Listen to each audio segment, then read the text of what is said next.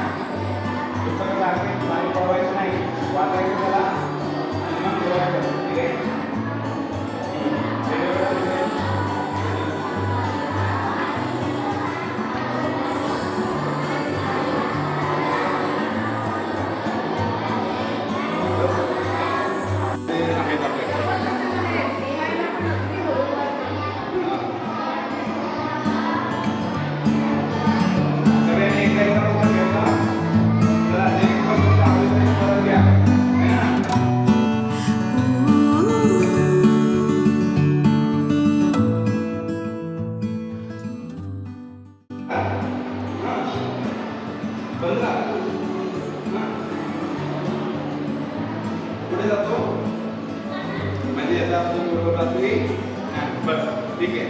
आणखी काय